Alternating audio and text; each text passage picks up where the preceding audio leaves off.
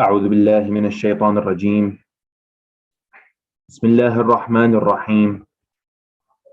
الحمد لله رب العالمين، والصلاة والسلام على أشرف الخلق وسيد المرسلين، سيد الكونين ومولى الثقلين وشفيع الأمة يوم المحشر، النبي المختار محمد.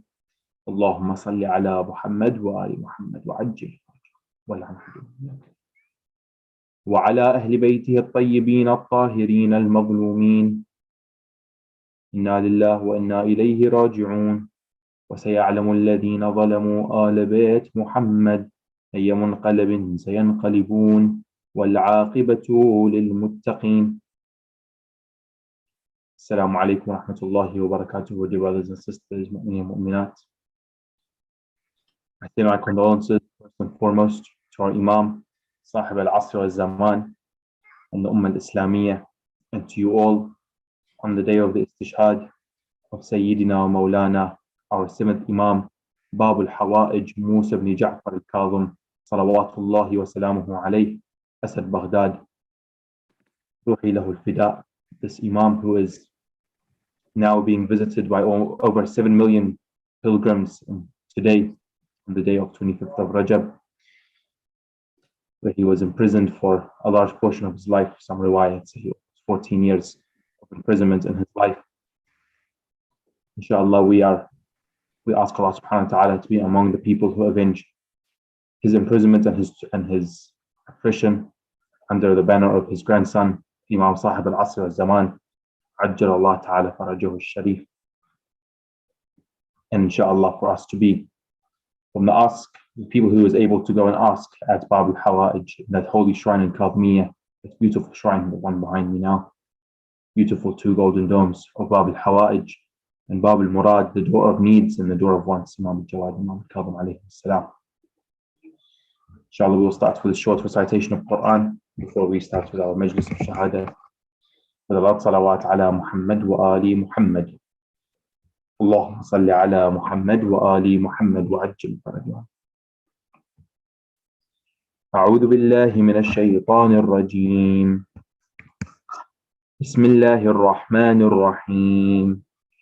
والتين والزيتون وطور سنين وهذا البلد الأمين لقد خلقنا الإنسان في أحسن تقويم ثم رددناه أسفل سافلين إلا الذين آمنوا وعملوا الصالحات فلهم أجر غير ممنون فما يكذبك بعد بالدين أليس الله بأحكم الحاكمين آمنا بالله صدق الله العلي العظيم. اللهم صل على محمد وآل محمد وعجل فرجه. Inshallah, we will like to welcome our dear resident scholar and our respected scholar, Sayyid Muhammad al-Mudarrisi, with a very loud salawat ala Muhammad wa ali Muhammad. Allahumma salli ala Muhammad wa ali Muhammad wa ajil faraj.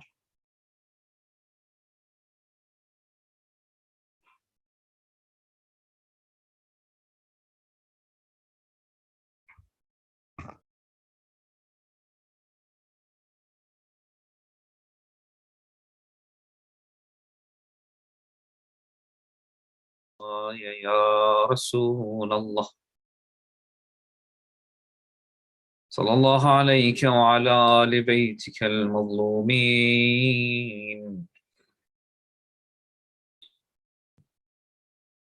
صلى الله عليك يا سيدي ويا مولاي يا أبا عبد الله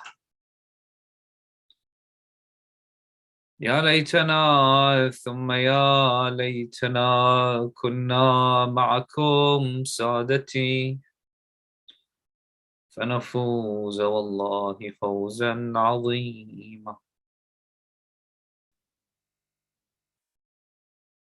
قال الله العظيم في محكم كتابه الكريم: أعوذ بالله من الشيطان الرجيم. بسم الله الرحمن الرحيم. يا أيها الذين آمنوا اتقوا الله وكونوا مع الصادقين.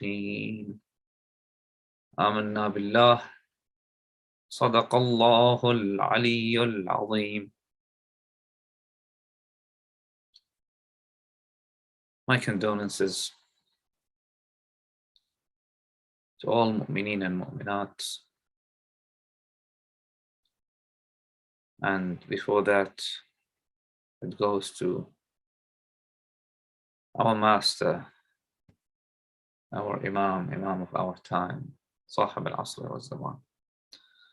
عجل الله تعالى فرجه الشريف, for the martyrdom of Imam Abu al-Hasan Musa ibn Ja'far alayhim salam Allah.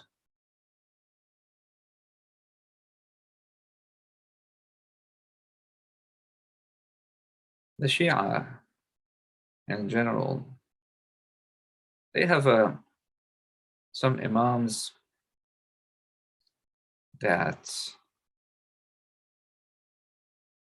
they feel were oppressed more than others. If it's not during their lifetime, it's the way that they were martyred. I noticed this with people from different cultures and from different countries. When it comes to Imam Al-Khalim alayhi salam, Bab al-Hawarij, you see that you don't need to tell them to come to the majlis, to hold a majlis in commemoration of Imam Al-Khalim alayhi salam. They do it themselves in their houses and their centers. And that shows the special connection that they have with Imam Al-Khalim alayhi salam. Of course, كلهم نور واحد. There's no doubt that if you're an Imami, if you're a 12er, you should follow and respect and commemorate all the Imams, salawatullahi wa salam alayhim ajma'in. But sometimes you can't, the hearts want what the hearts want. And the heart sees that the calamity that Imam Al-Khalim alayhi salam received is great. Saying that, unfortunately, we don't celebrate usually the birth of Imam Al-Khalim alayhi salam. And that because Imam Al-Khalim salamullah alayhi was born in the month of Safar, the 7th of Safar to be specific. So a lot of muhabbeen and followers of Ahl Bayt alayhim salam during Muharram and Safar, they are mourning Sayyid al-Shuhada Abi Abdullah al-Husayn alayhi salam. So therefore, they don't feel that it's all right for that day to celebrate. They stop every celebration, personal, especially, of course, during month of Muharram and Safar. So a lot of them, maybe a lot of mu'mineen and a lot of the followers of Ahl Bayt, they rarely hear about the birth of Imam Al-Khalim alayhi salam. I will talk briefly in regards of Imam Kadhim Salamullah alayhi's birth.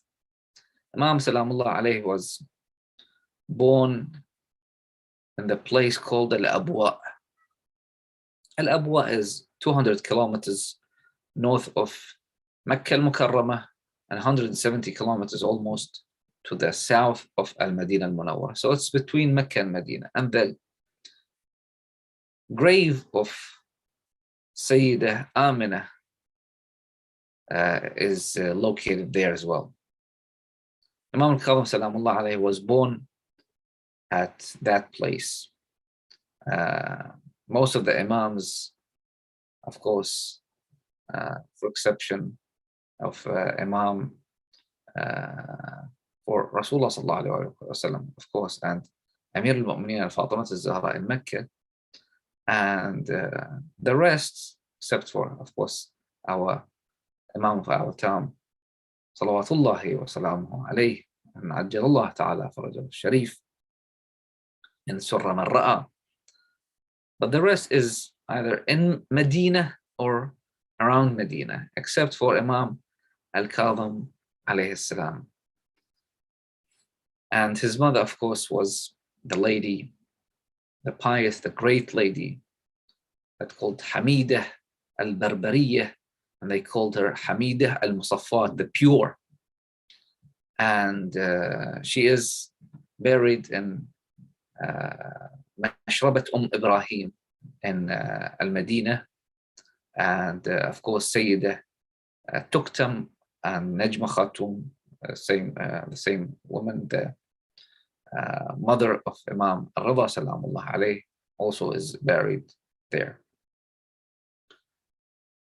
In regards of Imam Al-Kadhim alayhi salam, and the minute you mention Imam Al-Kadhim, a lot of people, of course, minds goes to the imprisonment of Imam Al-Kadhim alayhi salam and why he was in prison. Imam Salamullah alayhi, a lot of historian and narration stated that he was imprisoned numerous times, 6, sometimes some people said, and specifically 6 times that he was imprisoned. Even before the time of Harun al-Rashid, he was imprisoned in the time of Mahdi al-Abbasi. Of course, he was named, his father named him Mahdi to say that his name was Muhammad and his name was Mahdi, to say that this is the Imam of that will reappear. But this person, like the Bani al-Abbas, he was a person of no honor, no integrity. And what was interesting about this person, he openly drank wine, he openly sinned Allah subhanahu wa ta'ala, and this person was, of course, weirdly enough, used to kill anyone that they told him that doubted Allah subhanahu wa ta'ala. So in that time, Imam Al-Kadhim Salamullah alayhi told his followers to not even talk about any, those controversial matters, because they're going to bring them and accuse them of saying heresy, and they're going to execute them. Anyway, so Imam Al-Kadhim alayhi salam lived in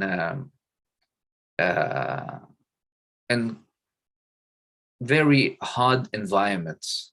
The Bani al-Abbas, after Imam al-Sadiq, relatively, of course, speaking, was more free to to preach and to teach the people of Medina and to spread the knowledge of Ahl Bayt sallallahu alayhi wa sallam.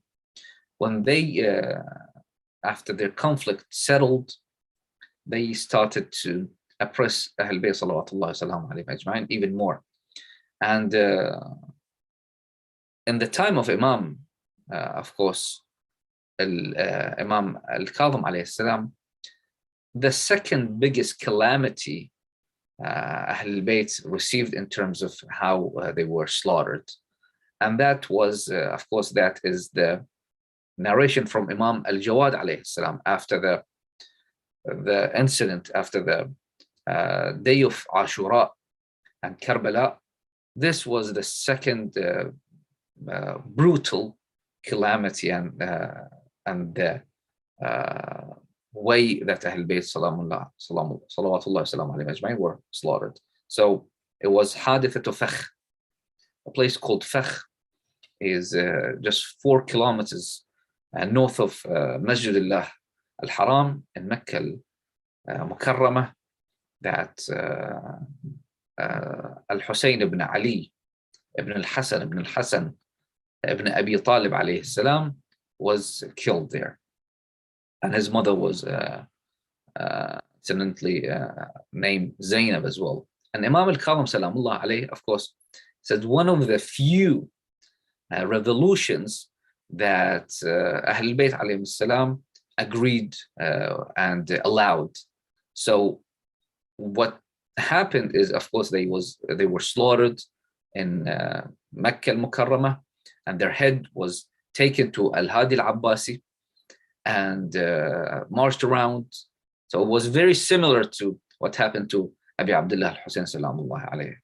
And Imam, and after they ransacked whatever they had, they pillaged their places and whoever took part in that, and they of course start putting more pressure on Imam Al-Khalim alayhi salam, knowing that he is the Imam of the Shia.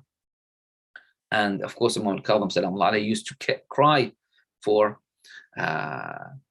Al-Husayn ibn Ali ibn Al-Hasan ibn Abi Talib alayhi salam. And he took care of his orphans, and he was looking after them. Here I want to say something in regards of the Khulafa and why the Shia, they don't glorify those people.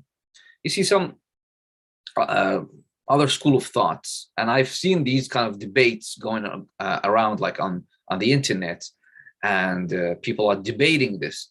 So all religions, when they debate Muslims, say, what kind of religion do you have that spread Islam with sword? And of course they're gonna bring, you don't see any of them, they have one argument. One would say that, you know, the Muslim were between 2 empires and they didn't have any choice but to do that. And well, we're not talking about that. We're talking way after, like in the time of Bani al-Abbas, not even Bani Umayyah. So the people that they have, they honor and they glorify are those khulafas, like Mansur al-Abbasi, for example. Mansur al-Abbasi, who pledges allegiance to Ibrahim ibn Abdullah ibn al-Hasan. He pledged allegiance to him. And later on, he did bay'ah. He did bay'ah. So bay'ah is when you pledge this kind of allegiance. When you break it, it's a big sin even with their standard. So when he killed Ibrahim and his brother Muhammad, he was one day sitting in his court, and they brought him this kind of food that is called that it's made of brain and sugar. I don't know what kind of food is that, but he liked it. So when he saw that, he said that Ibrahim and Muhammad, they wanted us to deprive me specifically from eating these kind of food. So what kind of Khalifat Rasulullah? A person who claimed to be representing Allah subhanahu wa ta'ala on this earth is doing, like killing other people for food, and killing other people to sit in a place to be a tyrant. So the Shia in general, we say that the history was written by them and glorified them for no apparent reason. Like they say that Harun was, doing this. Yes, he did that, but under what authority? Why did he do that? He would say to the cloud, "Oh, cloud, rain wherever you want to rain. That the taxes of you gonna come to me." So they were kings at best, if you can say that. They were kings, not Khalifatu Rasulullah sallallahu alayhi wa sallam. So we have a problem with that. When Mansur al-Dawaniqi, al-Abbasi, he would sit in a court. Of course, they had a feud. They fought each other. They killed each other. Bani Umayyah and Bani al-Abbas. So Mansur, he's in a majlis sitting and saying that Hajjaj, he was a good person.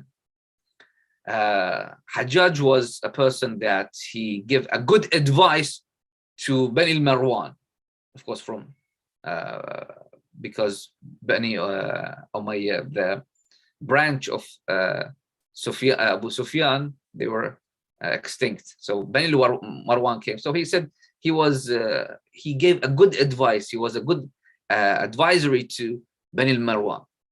So there was a guy there sitting. He said his name was Musayyib ibn Zuhair. Musayyib ibn Zuhair said, the best creation of Allah subhanahu wa ta'ala on this earth was Rasulullah sallallahu alayhi wa sallam.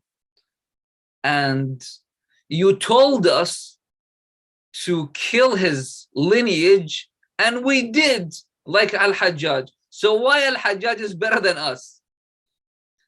So see, these kind of mentality we have a problem with. Of course, we're not going to glorify these people. We're going to glorify a person like Amir al-Mu'minin sallallahu alayhi wa sallam, when he had control over this vast land and vast kingdom. He would go at the middle of the noon looking for someone in need, not sitting and eating brain and sugar. We glorify people who didn't want to rule over people, who actually want to serve people and to guide people and keep them from going astray. So Imam Al-Khalim alayhi salam, they wanted to shut the Imam salawatullahi wa salam alayhi, and the sunnah of imprisoning the Imam was started with Bani al-Abbas.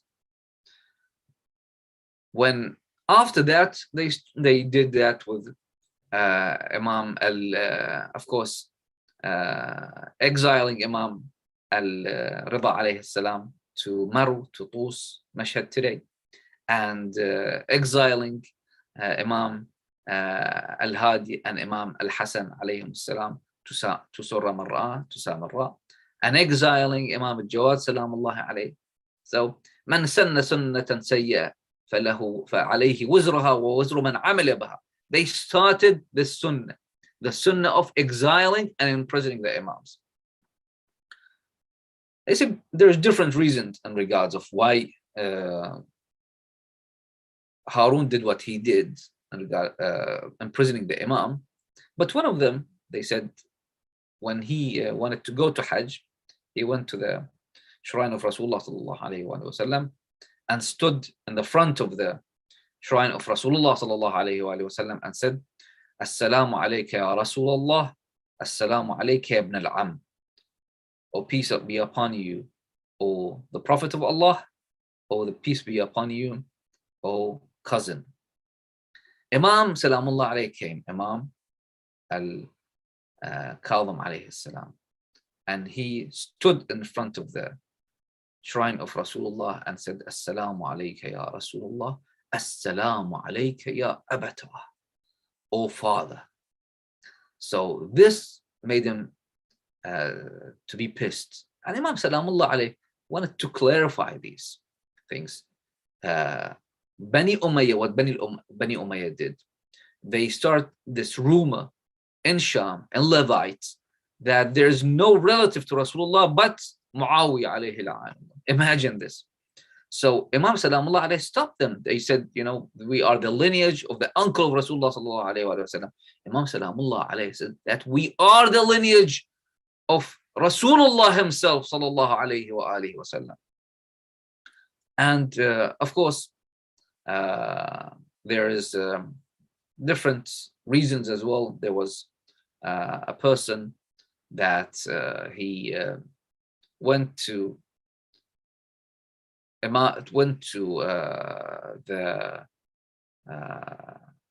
Baghdad and to Harun Rashid alayhi la'anullah, and he said, he greeted Harun. Harun said, why didn't you greet me with the title of Amir al-Mu'mineen? Of course, the title of Amir al-Mu'mineen salamullah alayhi, I think it was Imam Rida, maybe one of the Imams, I'm not sure exactly.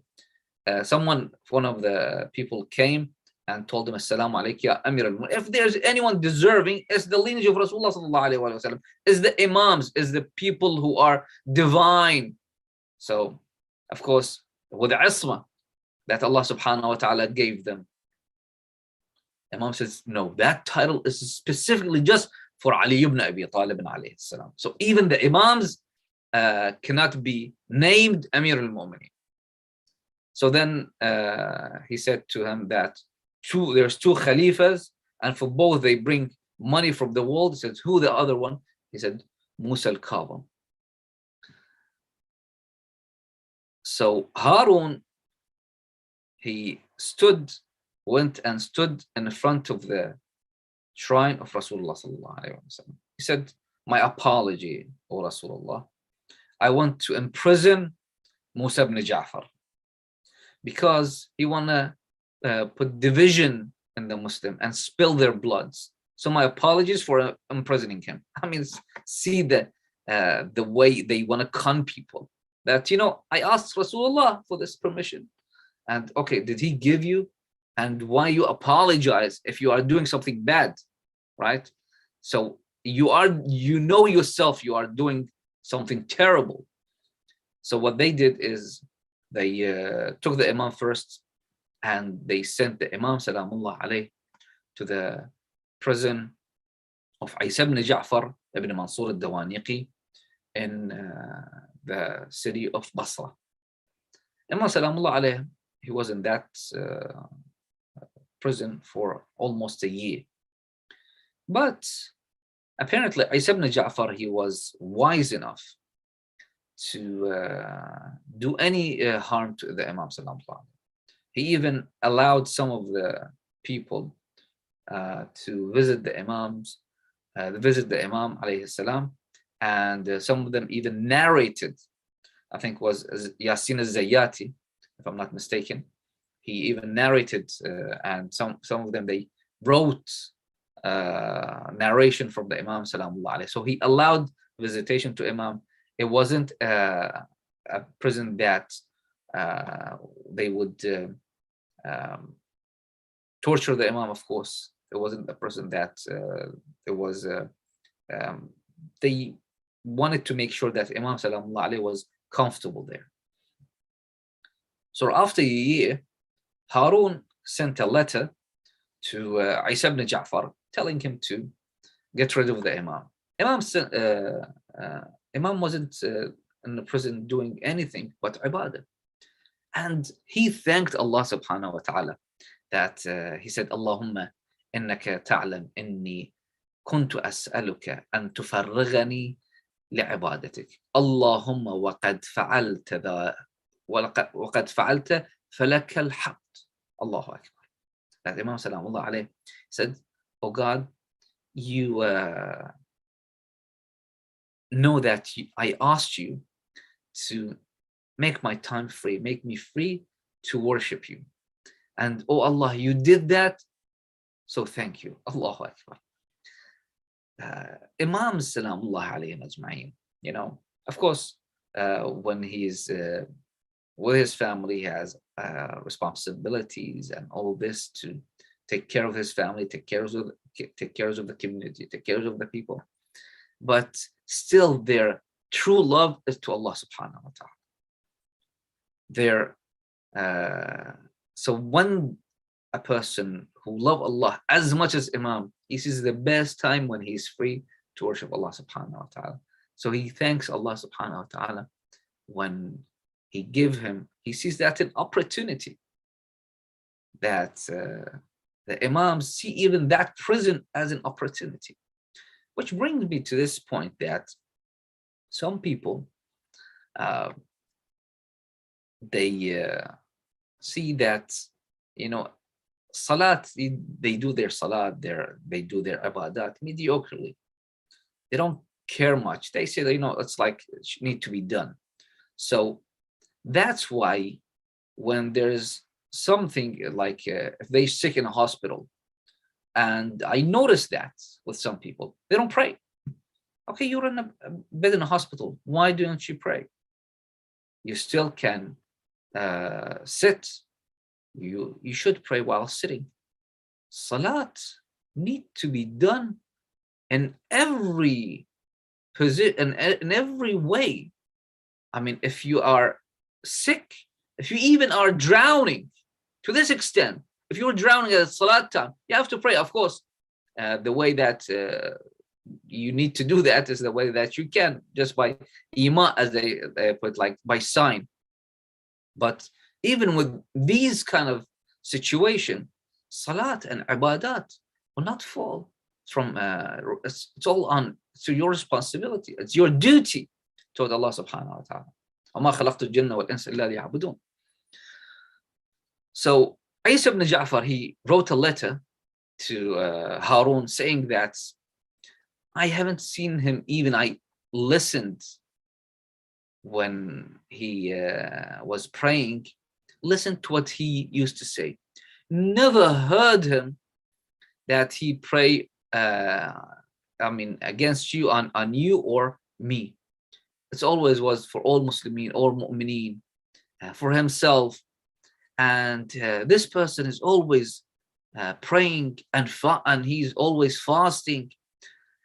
So he said that I can't do what you ask me. And if you don't come and take him, I will release him, because I'm very ashamed of myself for keeping him captive. So what Harun did is, of course, he took the Imam Salamullah alayh, and he took him to his own palace, a place in his palace. And after a while, he gave him to a person by the name of Fadl ibn Rabi'. Now they said Fadl ibn Rabi' was a minister of Harun, and Fadl ibn Rabi', he led the Imam. He made sure that Imam is comfortable. And this narration that state that once Fadl ibn Rabi' was having a guest, and he told the guest that, do you see what that cloth is? He said, is that a cloth? He said, look carefully. And he said that looks like a person. He said, yes, that's Musa bin Ja'far. And after Salat al-Subh, he does a sajda, sujood, till the sunrise. And after that, he prays till the noon. And after that, he prays until the sunset. And then he eats something to break his fast. And then he does the same. So Fadl ibn Rabi', they said that, again, he made sure that Imam Salamullah alayhi was a little bit more comfortable. And he even brought some of the people. A lot of people concealed that they're Shia, of course, and they did taqiyya. So, but he knew some of them, and he brought them to visit the Imam.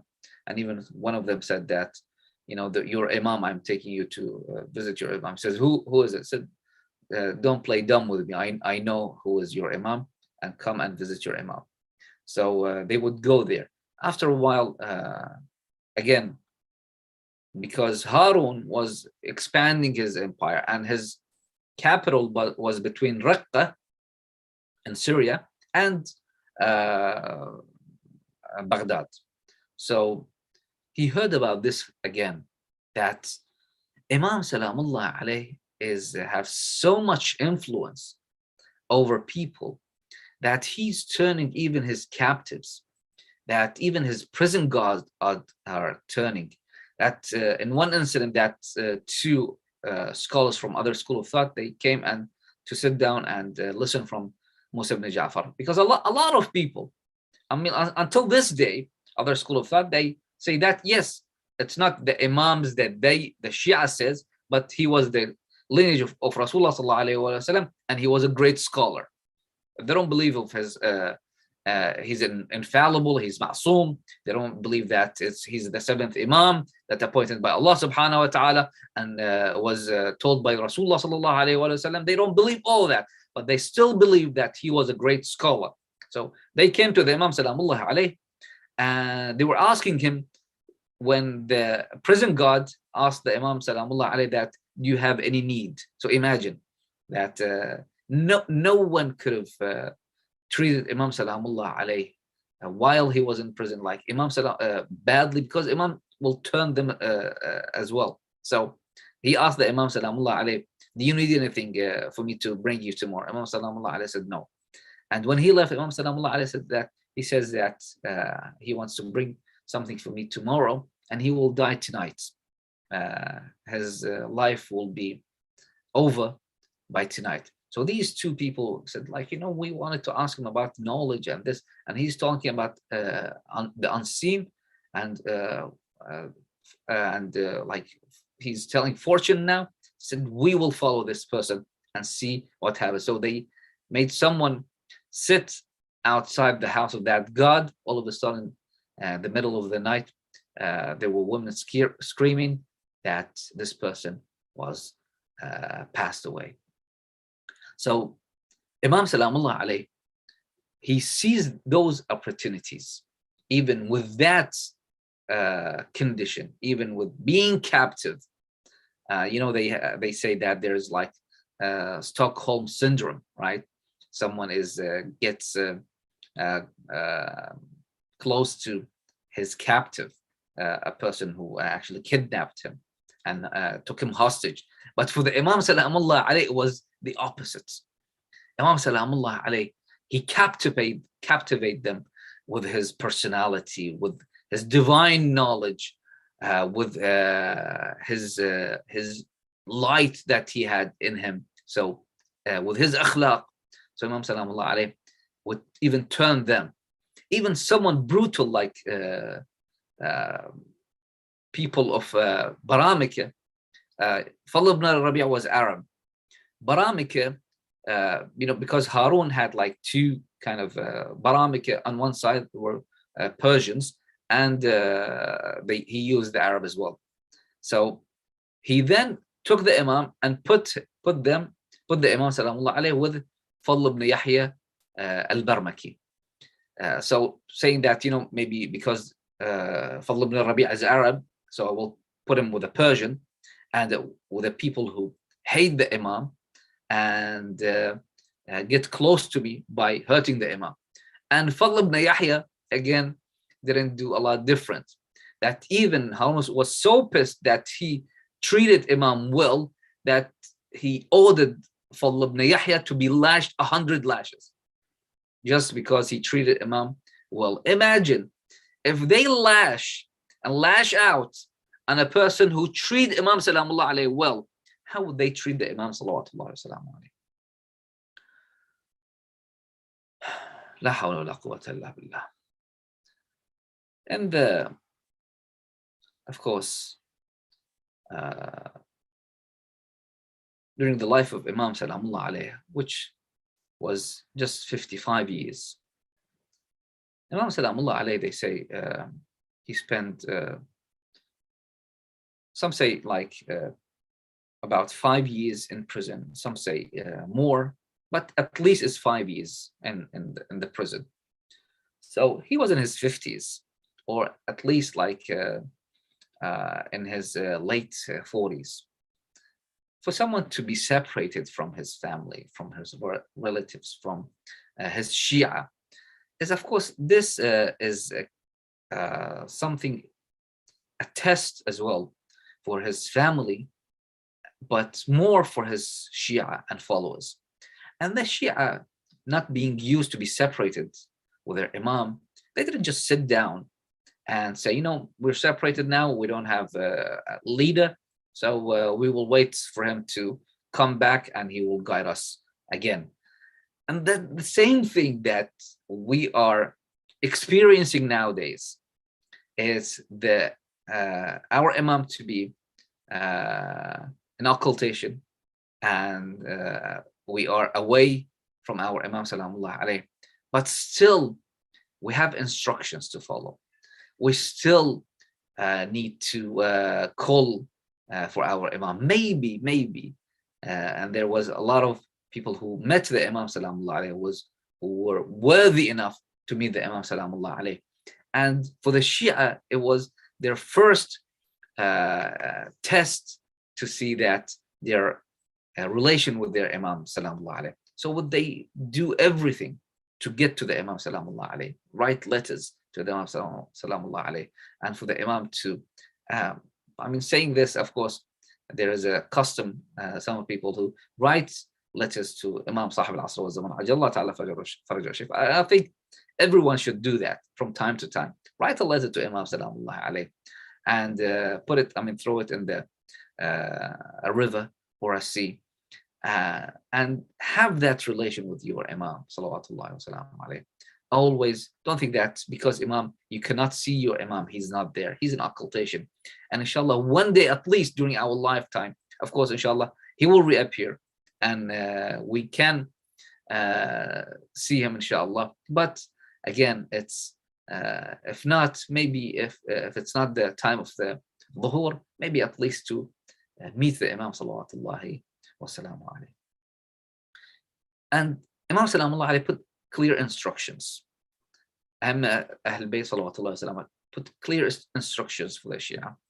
I would like tonight, as it's usually what I do is, as a custom, say a hadith from Imam Salawatullah Salam alayhi, and that hadith is from Imam to Hisham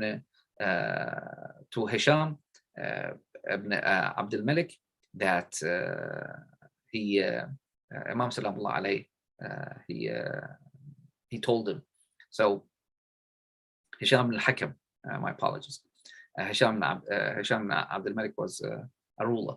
Hisham al-Hakam, that Imam Salamullah alayhi said to him, he said to Hisham, "Man akramahu Allah بثلاث فقد لطف به عقل يكفيه مؤونة هواه وعلم يكفيه مؤونة جهله وغنى يكفيه مخافة الفقر." Allah Akbar, Allah Akbar. Imam Salamullah alayhi says that Allah subhanahu wa ta'ala, when he bestowed something, when he is generous to something, to someone, he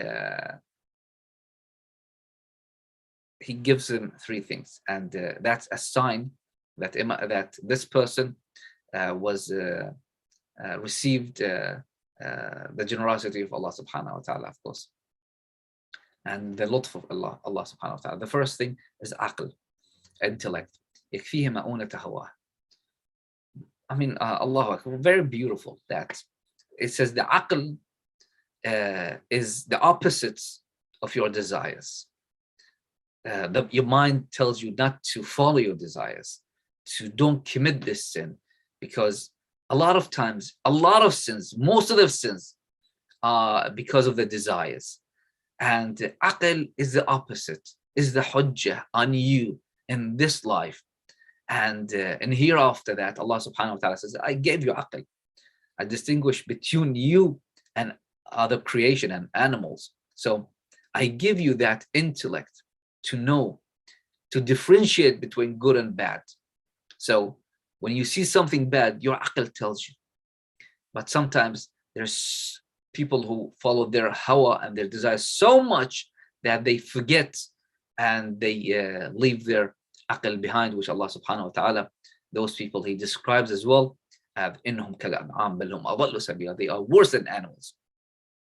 وعلم يكفيه مؤونة جهله, and a knowledge, just intellect, just aql is not enough.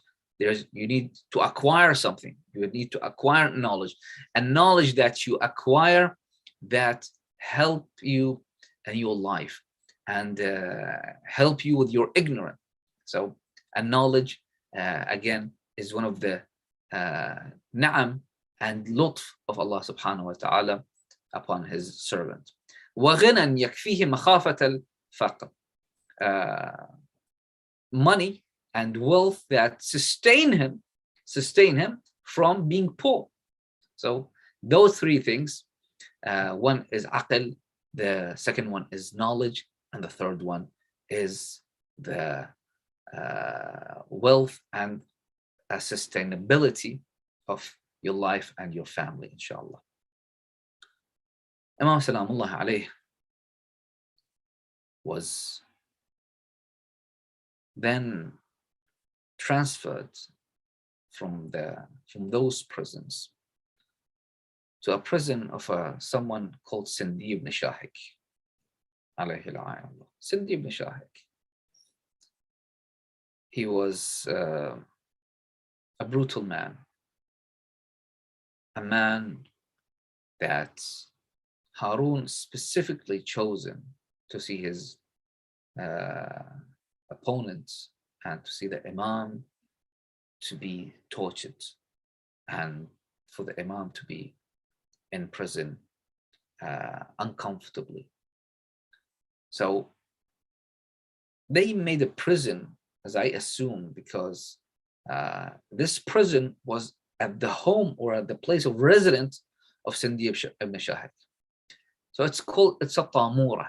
Tamura was a well, so to speak, a hole that they made like an L shape, and they throw the prisoner at that hole.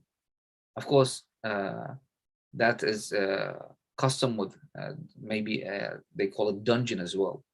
So it was this dungeon that made the life very difficult for our Imam sallallahu alaihi wasallam.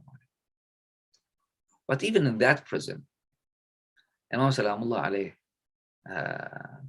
the sister of Sindi ibn Shahid would come and tell Sindi ibn Shahid, don't torture him, don't let him let him receive any harm from you, because this person is a pious person. So even with a sister that she was affected by the Imam Salamullah alayhi ibadah and his worship. What was something that's uncommon as well, that they chained the Imam Sallallahu Alaihi Wasallam. They say they chained the Imam with 30 pounds of iron around his ankles, around his hands. And whenever Sindi ibn Shahik alayhi la'anullah would hear these chains outside the hole, he would come and hit the Imam Salamullah alayhi on different occasions. I don't want to go into some details of how he insulted the Imam Sallallahu Alaihi Wasallam, but that's enough. The Imam Salamullah alayhi sometimes wanted to get out to breathe, but that made this dungeon made difficult for him even to breathe, yet alone to do ibadah. So one thing that Imam Salamullah alayhi was left with was the ibadah that he loved. But even with that, Sindi ibn Shahik alayhi la'anullah would prevent him from doing, was torturing him. And got to the point that Imam Salamullah alayhi says to Allah subhanahu wa ta'ala, Ya mukhallis al-shajara min bayni ramlin wa tinin wa ma' wa ya mukhallis al-tifli bayna mashimatin min bayna mashimatin wa rahim wa ya mukhallis al-labani min bayni farthin wa dam khallisni min yadi khadim. Allah. Oh Allah, who saves the trees from sands and clay and water, and who saves and take out the child, the infant, from blood of the womb, and O Allah, who bring the milk from this blood of the breasts, free me and from the hands of Harun alayhi salam. One day, a companion of Imam, he found a way to meet the Imam, salamullah alayhi. His name was Ali ibn Suwaid. He asked the Imam, Ya ibn Rasulullah, mata al-faraj? When is the faraj? He said to Ya Ali ibn Suwaid, it's in 3 days, and on the Jisr, on the bridge of Baghdad. Ali ibn Suwaid went to the Shia, knocking on the doors, telling them the good news that our master Musa ibn Ja'far alayhi salam will be freed. Let's go and greet him. Let's go on the Jisr of Baghdad after 3 days to receive our Imam salamullahi alayhi. Little that he knew, Imam meant something different with this. Imam salamullahi alayhi was poisoned with the dates that they gave him. Imam salamullahi alayhi was fasting. Imam salamullahi alayhi, it was during the month of Rajab. Imam salamullahi alayhi was in his prison after 3 days and nights, after all this poison took over his body. Imam salamullahi alayhi, I can't say this now, that usually what I say that Imam, or our Imam salawatullahi wa salam alayhi, they stretch their legs, but there was no room for Imam salamullahi alayhi to stretch his leg. Imam salamullahi alayhi then faced Qibla. His forehead starts sweating. He put his hand on his side. He recited the Shahadatain, Ashhadu an la ilaha illallah wa ashhadu anna Muhammadan Rasulullah. And then his soul left his body. Inna lillah wa inna ilayhi raji'un. The people were waiting on the bridge of Baghdad.